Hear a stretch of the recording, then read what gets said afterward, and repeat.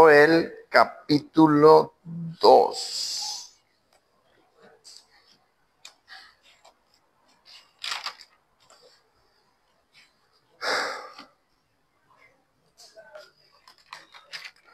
Bien, y quiero que me acompañes a leer versículos 12 al 14, que nos van a servir para recordar la última parte del libro, y luego entramos en tema. Dice, si lo tienes ya, capítulo 2, versículo 12, dice, por eso pues, ahora dice Jehová, conviértanse a mí con todo su corazón, con ayuno y lloro y lamento. Rasguen su corazón y no sus vestidos, y conviértanse a Jehová su Dios, porque misericordioso es y clemente, tardo para la ira y grande en misericordia, y que se duele del castigo. ¿Quién sabe si volverá y se arrepentirá y dejará bendición tras de él? Esto es ofrenda y libación para Jehová vuestro Dios. Vamos a orar. Padre, queremos darte las gracias por esta noche, esta noche que nos permites nuevamente estar estudiando tu palabra, abrirla y indagar en ella. Dios, el día de hoy, como siempre, queremos que seas tú el principal, que la honra y la gloria sea toda para ti, y que nos enseñes tiernamente a través de tu palabra el plan que tienes para nosotros, Señor, y que eres bueno, eres misericordioso, Señor, y que estás buscando nuestro arrepentimiento en todo momento. Padre, te doy gracias por lo bueno que eres, y pongo como siempre este tiempo en tus manos, en el nombre de Jesús. Amén. Bien. Entonces, quise que volviéramos a leer estos versículos para recordar un poquito de qué estábamos hablando la última vez. Porque recuerda que el libro de Joel empezó con juicio, ¿no? Empezó con esta idea del día del Señor. Y nos hacía esta pregunta, decía, el día del Señor es terrible, es grande el día del Señor y terrible. ¿Quién podrá soportarlo? Y decíamos que el día del Señor es este día que es representado, que se representa más bien como el juicio, ¿no? El día final. Y el día final podríamos decir que ha venido varias veces, no que sea el día final, sino que ha habido momentos de juicio en la historia, ¿no? Y cuando se anuncian estos momentos de juicio, se hacen casi siempre con estas imágenes que decíamos como anticreación, ¿no? Un poquito hablábamos del diluvio, o decíamos por qué los profetas mencionaban que se iba a oscurecer el sol y las estrellas iban a caer, ¿no? Y son estos momentos en los que estamos como haciendo para atrás las obras de la creación. Y no nosotros, más bien Dios está haciendo para atrás las obras de la creación a manera de juicio, ¿no? Pero son símbolos para hablar precisamente de este juicio que viene sobre la tierra, y específicamente lo vimos en la primera parte al pueblo de Israel por los pecados que había cometido y que ya los conocemos bien, pero también después en un cumplimiento final también sobre el mundo, ¿no? Porque en el mundo hay injusticia y en el mundo hay dolor y hay pecado, y entonces Dios es un Dios que es justo. Y decíamos que este día del Señor entonces es un día que es terrible y malo para los malos, ¿no? Para aquellos que practican la injusticia, pero es un día bueno para los justos. Y la vez pasada nada más vimos la parte mala, vimos el juicio, ¿no? Y aunque hablamos de la parte buena, no la tocamos todavía, y es lo que vamos a estar viendo el día de hoy. Pero quiero dejarte claro en algo importante.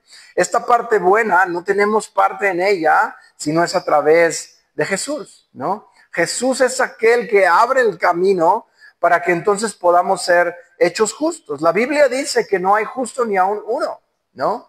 Todos nos hemos descarriado, todos. Y todos caemos en pecado, todos cometemos injusticia y nos rebelamos ante lo que Dios dice. Pero entonces a través de Jesús, y solamente a través de Jesús, es que podemos tener entonces parte de la recompensa de los justos, que es lo que vamos a estar viendo el día de hoy. Y veíamos entonces que justamente en estos versículos que acabamos de leer, veíamos que el profeta Joel les decía, mira, por eso Jehová dice arrepiéntete. Y entonces hablaba de los atributos de Dios que encontramos en Éxodo, y que decía es que es grande en misericordia. Y terminamos diciendo la última vez que esa es la razón y eso es lo que nos motiva a arrepentirnos. Saber que Dios, así como es justo, es grande en misericordia, y que puede perdonarnos, y como dice el profeta en el versículo 14, ¿no? ¿Quién sabe si volverá y se arrepentirá y dejará bendición tras él? Y la realidad es que así es, ¿no? Entonces, por eso es la invitación a arrepentirnos y entonces a venir al conocimiento de él. Vamos a seguir entonces ahora leyendo el capítulo 2, versículo 18 al 27. Y acompáñame a leer y fíjate lo que dice esta palabra de Dios. Dice, y Jehová, solícito por su tierra, perdonará a su pueblo. Responderá Jehová y dirá a su pueblo, he aquí yo les envío pan, mosto y aceite, y serán saciados de ellos. Y nunca más les pondré en oprobio entre las naciones, y haré alejar de ustedes al del norte, y lo echaré en tierra seca y desierta.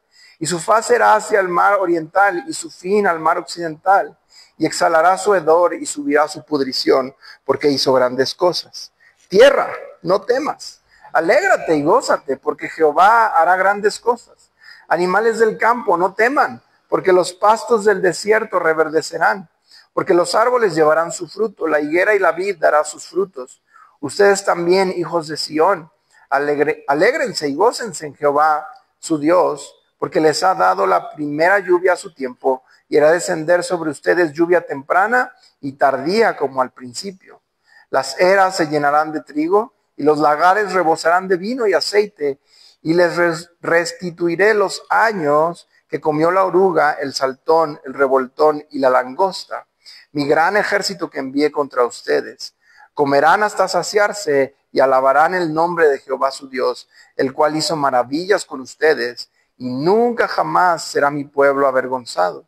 Y conocerán que en medio de Israel estoy yo, y que yo soy Jehová su Dios, y no hay otro, y mi pueblo nunca jamás será avergonzado. Entonces, después del arrepentimiento y después entonces de buscar a Dios con todo nuestro corazón, y recuerda la última vez, hay algo que parece arrepentimiento y es como el show externo que podríamos hacer, pero hay un verdadero arrepentimiento, ¿no? Que es el del corazón. Y entonces, cuando nos arrepentimos realmente, viene esto, ¿no? Y todo esto que acabamos de leer del versículo 18 al 27, está directamente relacionado con el primer capítulo que leímos, ¿no? Si tú te fijaste, en el capítulo primero, si te acuerdas, hablaba de la plaga, ¿no? Que venía como en forma de langosta y estos insectos que acababan con el sustento de las personas.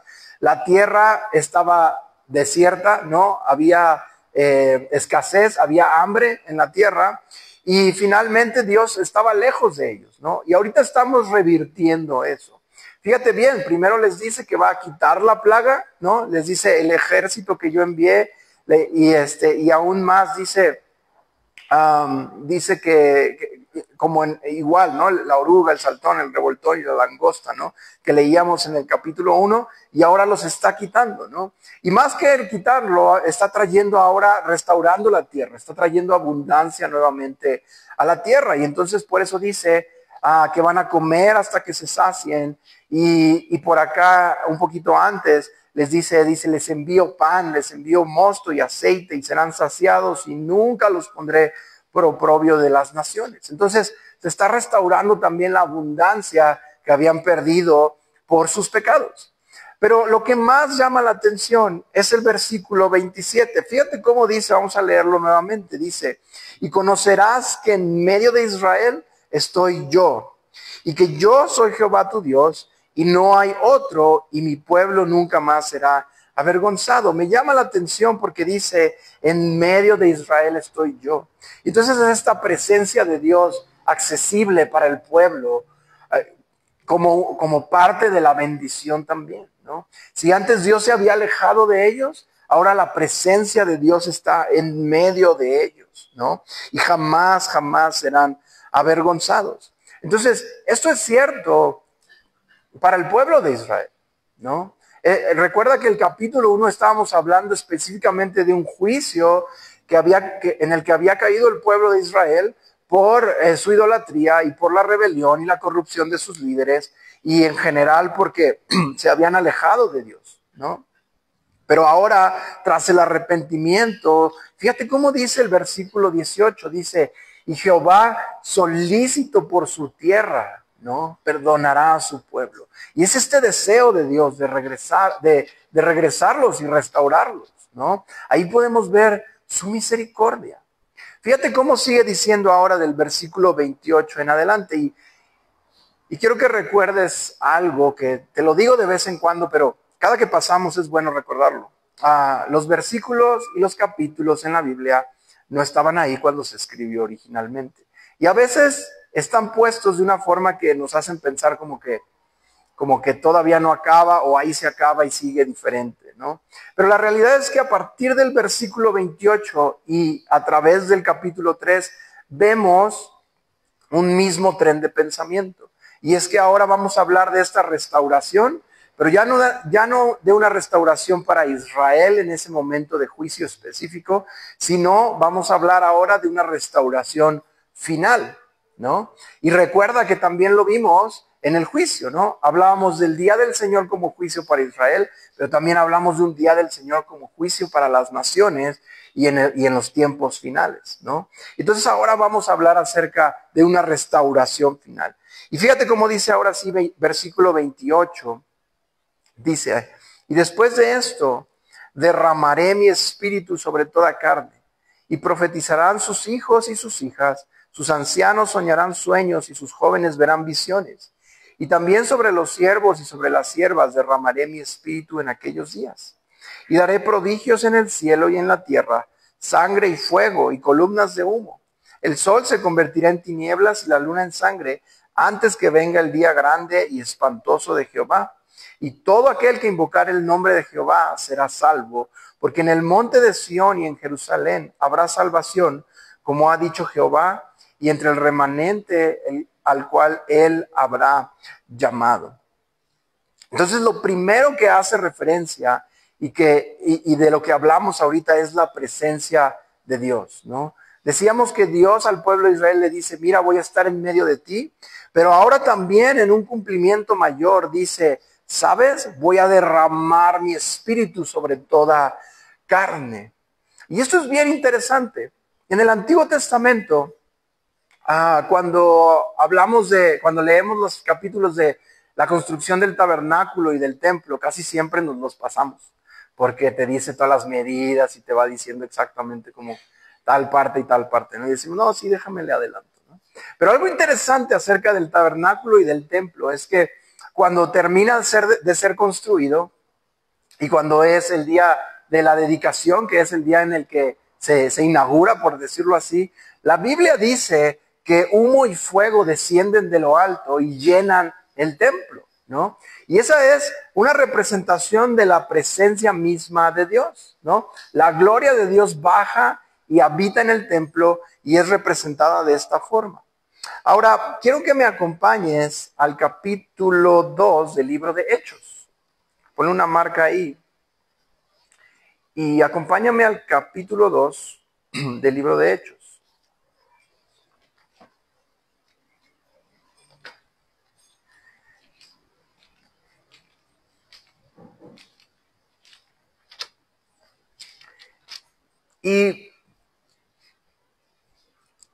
Y el contexto de este que quiero que leamos, vamos a leer el versículo, desde el versículo 14, pero el contexto de lo que quiero que leamos ahorita es de que están los discípulos con mucho miedo, están ellos en Jerusalén y es el día de Pentecostés. Jesús les había dicho, esperen ahí y esperen en Jerusalén, ¿no? Y están ellos entonces el día de Pentecostés y estaban sentados orando y de repente dice que del cielo aparecen unas lenguas repartidas como de fuego asentándose, dice, sobre la cabeza de cada uno de ellos.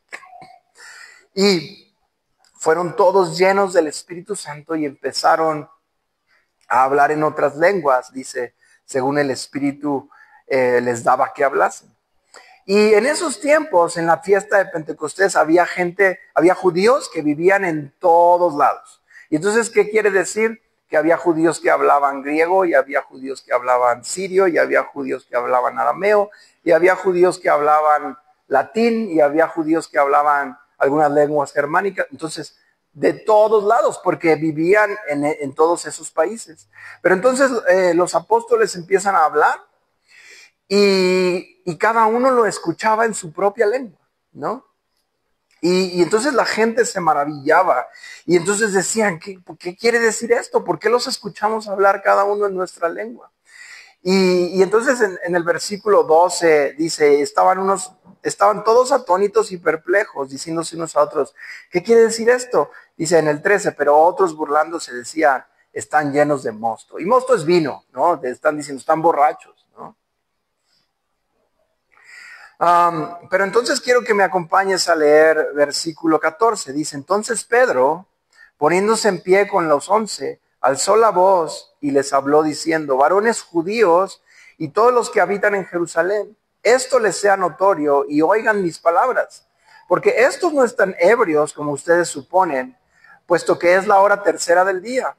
Mas esto es lo dicho por el profeta Joel.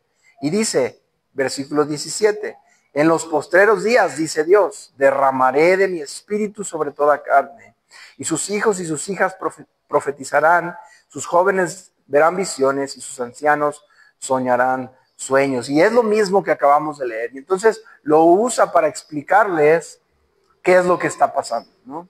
Y entonces, ¿qué es lo que está pasando? Bueno, así como en el tabernáculo la presencia de Dios había descendido con fuego y humo, ahora estas llamas de fuego simbolizan que la presencia de Dios, el Espíritu de Dios, había venido a reposar en las personas, ¿no?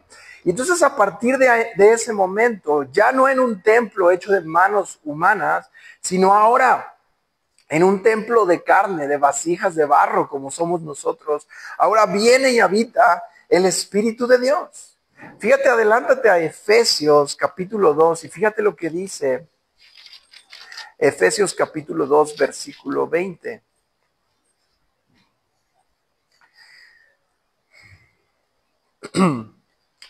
Y desde el 19, si puedes leer desde ahí, dice, así que ya no son extranjeros ni advenedizos, sino conciudadanos de los santos y miembros de la familia de Dios, edificados sobre el fundamento de los apóstoles y profetas, siendo la principal piedra del ángulo Jesucristo mismo, en quien todo el edificio bien coordinado va creciendo para ser un templo santo en el Señor, en quien ustedes también son juntamente edificados para morada de Dios en el Espíritu.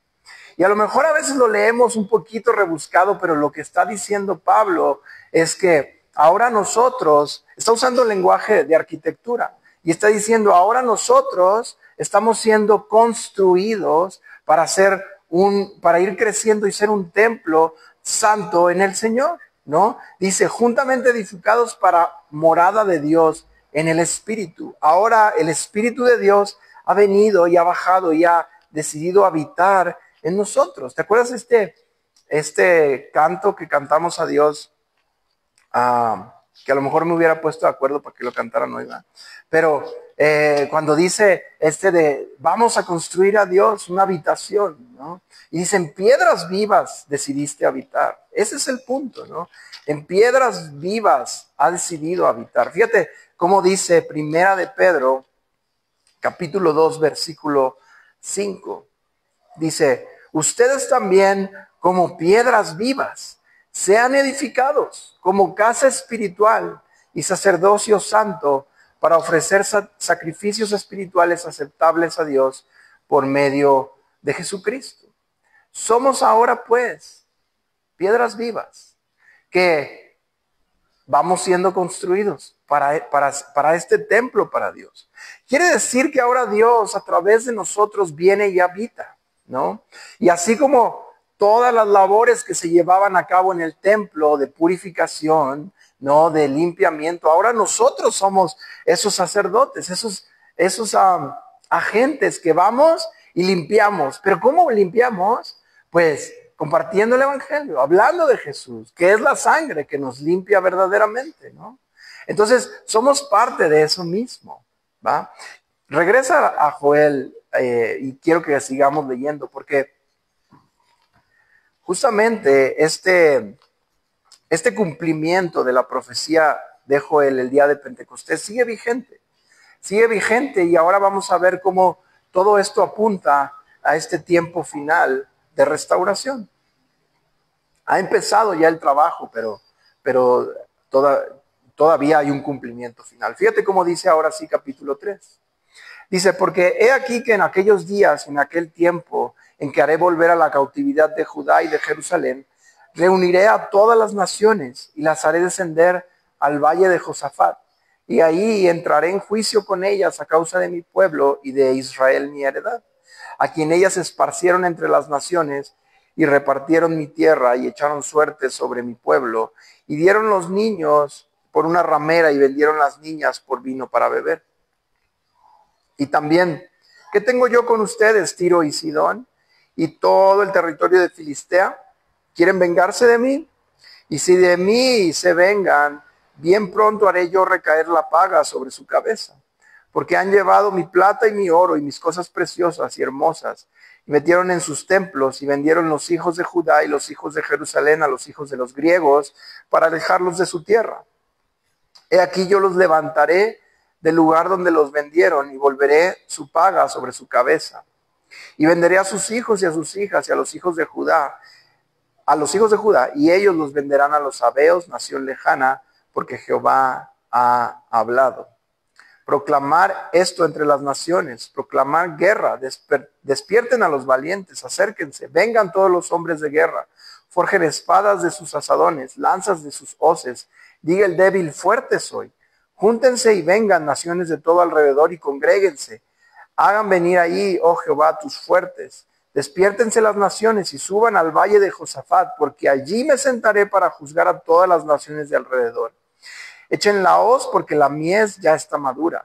Vengan, desciendan porque el lagar está lleno, rebosan las cubas, porque mucha es la maldad de ellos.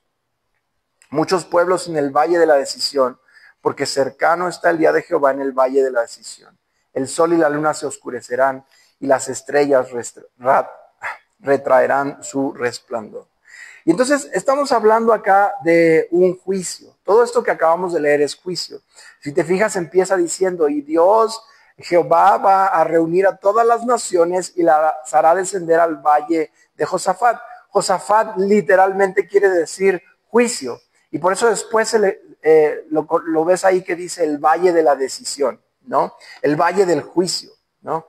Y entonces es esta imagen en el que al final de los tiempos Dios reúne a todas las naciones. Es cuando Dios va a terminar con el mal de la tierra, ¿no? Y acá el mal está siendo representado por las naciones. ¿Por qué las naciones?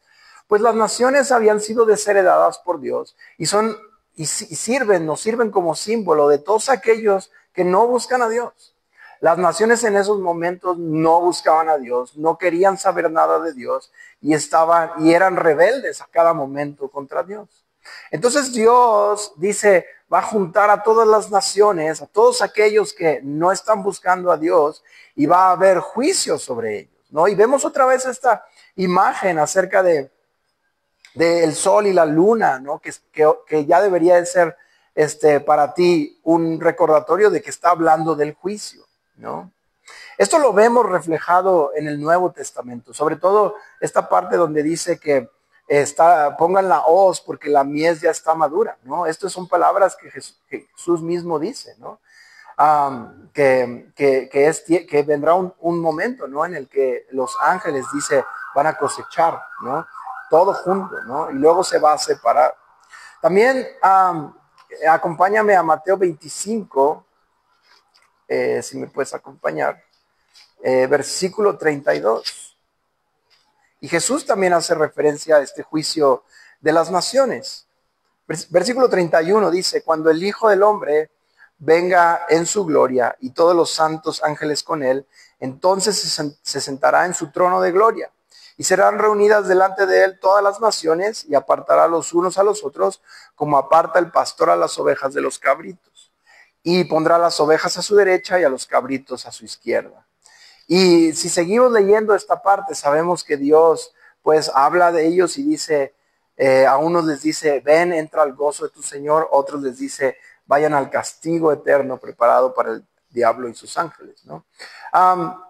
Quiero que notes dos cosas. La primera es que en Joel vemos que Jehová mismo es el que viene, se sienta y divide y empieza a juzgar, ¿no? A las naciones. En Mateo vemos que es el Hijo del Hombre, o sea, Jesús. Y luego de pronto todavía se atreven a decir que Jesús no es Dios, ¿no? Cuando aquí claramente le está diciendo, el Hijo del Hombre vendrá en su gloria y entonces va a separar y hacer un juicio, ¿no? Quiero que notes algo importante acá. En su gracia y en su misericordia, como bien dijimos la vez pasada, Dios ha querido traer a las naciones consigo. Y eso es de lo que se trata el libro de Hechos. Si tú quieres leer Hechos, hazlo, pero ese es el punto del libro de Hechos, de cómo ahora Dios está trayendo su gracia y su bendición también a las naciones, ¿no? Dios es un Dios que se agrada de perdonar y de la misericordia, como lo dejamos la vez pasada, ¿no? Y entonces va a haber un rescate para Israel, sí, pero también hay un rescate, como leímos también, dice, para todo aquel que invoque su nombre. Todo aquel que invoque su nombre será salvo, ¿no? Y quiero que lo guardes en tu corazón. Ahora, ¿cómo vamos de tiempo? Déjame ver. Vamos bien. Acompáñame a Sofonías, capítulo 3. Sofonías es unos cuantos libros adelante de Joel, y ya llegaremos a él. Pero ahora quiero que veamos un pasaje específico de Sofonías. Sofonías capítulo 3, versículos 8 y 9. Y dice así, dice, por tanto, espérenme, dice Jehová, hasta el día que me levante para juzgarlos, porque mi determinación es reunir a las naciones, juntar los reinos, para derramar sobre ellos mi enojo. Todo el ardor de mi ira, por el fuego de mi celo, será consumida toda la tierra. En aquel tiempo devolveré yo a los pueblos pureza de labios, para que todos invoquen el nombre de Jehová, para que les sirvan de común consentimiento.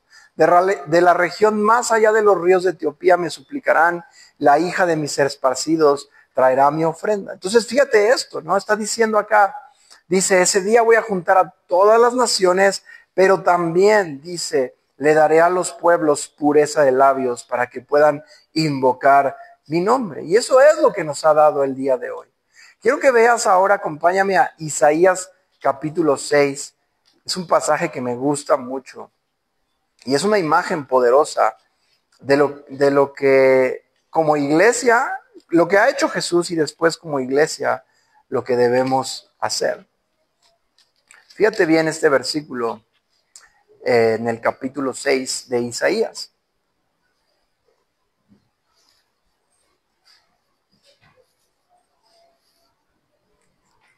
Y dice así, en el año en el que murió el rey Usías, vi yo al Señor sentado sobre un trono alto y sublime, y sus faldas llenaban el templo. Por encima de él había serafines, cada uno tenía 6 alas, con 2 cubrían sus rostros, con 2 cubrían sus pies y con 2 volaban.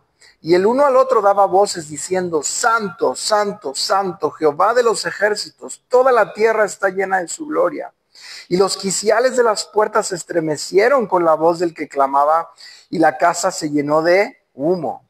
Entonces dije, ay de mí, que soy muerto, porque siendo hombre inmundo de labios y habitando en medio de pueblo que tiene los labios inmundos, han visto mis ojos al Rey Jehová de los ejércitos.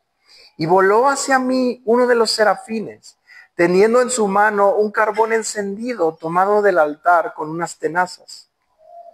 Y tocando con él sobre mi boca, dijo, he aquí que esto tocó tus labios, es quitada tu culpa y limpio tu pecado. Entonces piensa en esta imagen. Isaías tiene esta visión y está ante el trono de Dios. Dice que la casa estaba llena de humo, referencia a que la presencia de Dios estaba ahí y que estaban los serafines cantando, Santo, Santo, Santo es Jehová. Y entonces Isaías sabía, ¿no? Él conocía y dice, ay de mí que soy muerto, porque soy, dice, siendo hombre de labios inmundos, ¿no? Acuérdate lo que acabamos de leer en Sofonías, ¿no? Y Dios les dijo, voy a las naciones y al pueblo, dice, les voy a quitar esos labios inmundos, ¿no? Para que puedan proclamar el nombre de Dios. Entonces, Isaías sabe que él es de labios inmundos, o sea, que está lleno de pecado. Eso está lleno de pecado y él, estando en la presencia del Dios Santo, no puede estar ahí. Dice, voy a morir. Pero entonces, dice, se acerca uno de los serafines y dice que agarra un carbón encendido que estaba en el altar. Y esto es importante, en el altar. Acuérdate que el altar es el lugar donde se llevan a cabo los sacrificios. Y entonces este carbón encendido lo toma y dice que con él toca los labios de Isaías y le dice, mira, he aquí que esto tocó tus labios, es quitada tu culpa y limpio tu pecado, ¿no? Este carbón que es tomado del altar, a lo mejor a nosotros no nos parece, pero para la ideología judía, esto era una revolución de pensamiento, porque usualmente ellos cuando pensaban que algo se contagiaba era lo malo, ¿no? Por ejemplo, ellos tenían muchas leyes de no tocar las cosas que estaban muertas, si no se llenaban, se contaminaban y tenía que pasar cierto tiempo para purificarse y esto.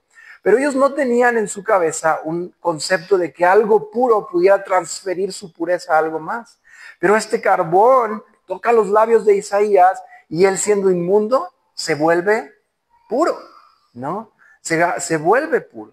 Este carbón simboliza a Cristo, porque es tomado del altar, del lugar de los sacrificios. Y es lo que ahora nosotros al entrar en contacto con Él, entregar nuestras vidas a Él, ahora nos hace puros y nos permite estar en la presencia de Dios. Esto es que Dios ha abierto ya el camino para que podamos proclamar su nombre, invocar su nombre, como leímos en Sofonías, ¿no? Y por eso dice con toda certeza, todo aquel que invoque su nombre será salvo, porque Jesucristo nos limpia, porque Jesucristo transmite su pureza a nosotros. Regresa ahora sí a Joel y vamos a terminar ya este libro. Y vamos a seguir en el versículo 17 para terminar.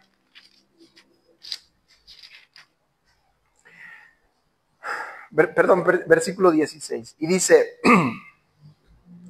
y Jehová rugirá desde Sión y dará su voz desde Jerusalén y temblarán los cielos y la tierra, pero Jehová será la esperanza de su pueblo y la fortaleza de los hijos de Israel.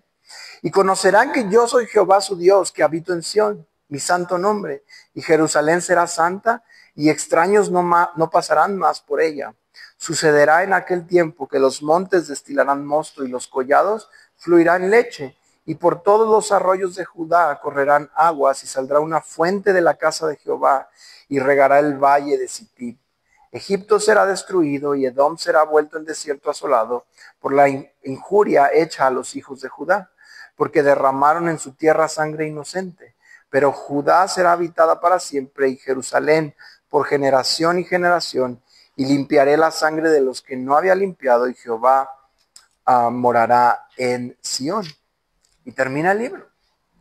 Fíjate bien, al principio dice, y temblarán los cielos y la tierra, ¿no?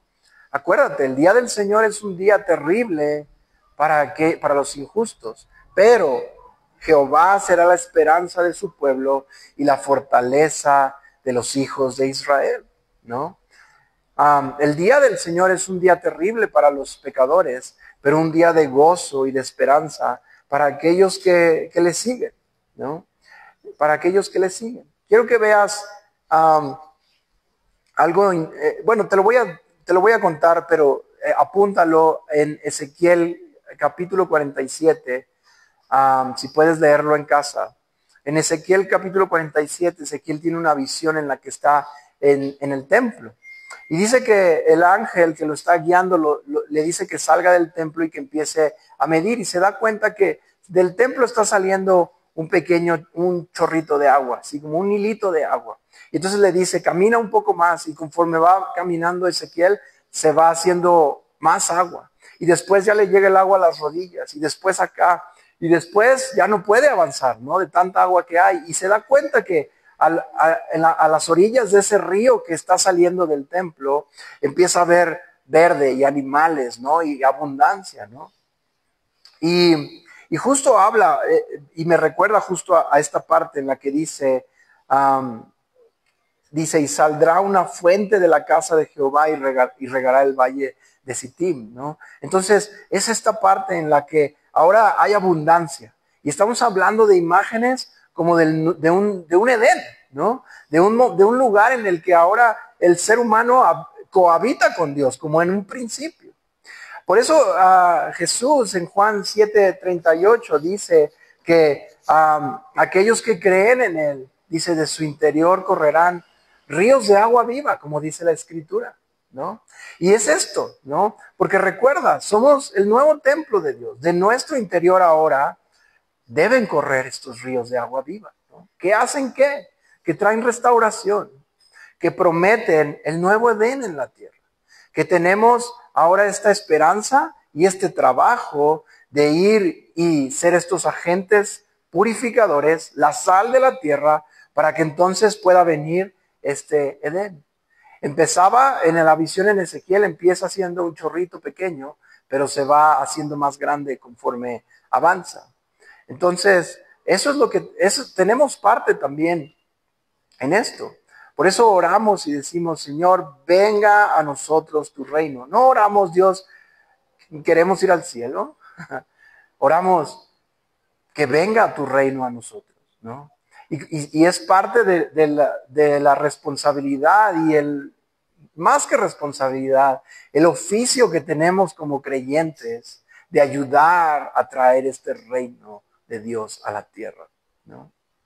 Si podemos resumir el libro de Joel en algo muy sencillo, y si quieres recordar esto como una base del libro de Joel, es que vimos al principio que el pecado humano trae caos y trae dolor y trae sufrimiento y últimamente hay juicio porque Dios es justo. Pero Dios en su esencia, así como es justo, también ama la misericordia. Y esta tensión crea para nosotros un camino. Hay esperanza, porque Dios, así como es justo, es misericordioso. Entonces, hay razones para arrepentirnos. Hay razones para creer que hay algo mejor. Al final de los tiempos, Dios no solo va a destruir toda la maldad en el mundo, pero también ha prometido que la está destruyendo en nosotros y que lo ha hecho ya a través de nuestro Señor Jesús. Él en la cruz ha pagado el precio por nuestros pecados y ha destruido la maldad. Dice, ha clavado el acta de decretos que nos era en contra, ¿no? Y ahora tenemos salvación a través de Él. Así como ese carbón que pasó la santidad y la pureza a Isaías, así nos ha transmitido su pureza a nosotros. Y somos hechos pues justos, dignos de heredar, indignos, pero dignos de heredar gracias a Jesús, todas las bendiciones del final, ¿no? Esas tierras, ese cielo nuevo y tierra nueva en el que no solamente es un nuevo principio, sino que la presencia de Dios estará en medio de nosotros. Y no habrá más sufrimiento y más dolor, sino que a todos aquellos que quisimos estar del lado de Dios, estaremos reinando sobre esta nueva tierra y estos nuevos cielos. Hay una buena recompensa, pero hay un trabajo que hacer mientras tanto. Entonces, seamos diligentes y arrepintámonos mientras hay tiempo. Vamos a orar. Padre, gracias por este tiempo, gracias por tus enseñanzas a través de Joel. Dios, yo te ruego que hagas que moren en nuestro corazón, que nos reveles en nuestros ojos muy, muy evidentemente que realmente hay esperanza para nosotros, no importa lo que hayamos hecho, no importa cuánto tiempo haya pasado, Señor. Tú estás dispuesto a perdonarnos si tan solo nos arrepentimos de corazón y la obra ya la has hecho. Tu Hijo ya ha venido y ya ha muerto. Señor, te doy gracias por su sangre preciosa. Y nos ponemos en sus manos, porque nosotros por nosotros mismos no podemos, pero en Cristo Jesús nos has hecho dignos de heredar estas bendiciones, Padre. Te damos gracias en el nombre de Jesús. Amén. Adiós a los que están en línea.